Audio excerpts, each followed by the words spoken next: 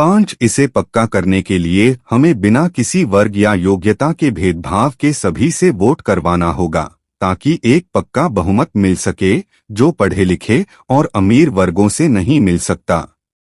इस तरह सभी में खुद को अहम समझने की भावना पैदा करके हम गोयम गैर यहूदी लोगों के बीच परिवार और उसकी शिक्षा की अहमियत को खत्म कर देंगे और अलग अलग सोच रखने वाले लोगों के उभरने की संभावना को भी खत्म कर देंगे, क्योंकि हमारे काबू में रहने वाली भीड़ उन्हें न तो आगे आने देगी और न ही उनकी बात सुनेगी। वह भीड़ सिर्फ हमारी बात सुनने की आदी है, जो उन्हें हमारी बात मानने और ध्यान देने के लिए पैसे देते हैं।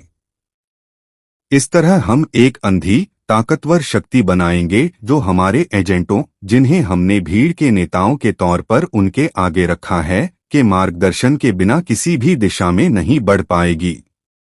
लोग इस व्यवस्था को मान लेंगे क्योंकि उन्हें पता होगा कि उनकी कमाई, सुख सुविधाएं और हर तरह के फायदे इन्हीं नेताओं पर निर्भर हैं। 6. सरकार की योजना किसी एक दिमाग से पूरी तरह तैयार होकर आनी चाहिए, क्योंकि अगर इसे कई लोगों के दिमाग में अलग अलग हिस्सों में बांट दिया जाए तो यह कभी भी मजबूती से लागू नहीं हो पाएगी।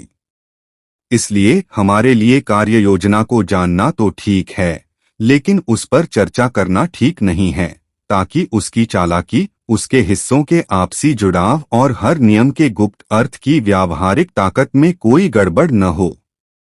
इस तरह के काम पर कई बार वोटिंग करके चर्चा करना और बदलाव करना, उस पर उन सभी बेतुकी सोच और गलतफहमियों की छाप छोड़ना है जो इसकी साजिशों की गहराई और जुड़ाव को समझ नहीं पाई हैं।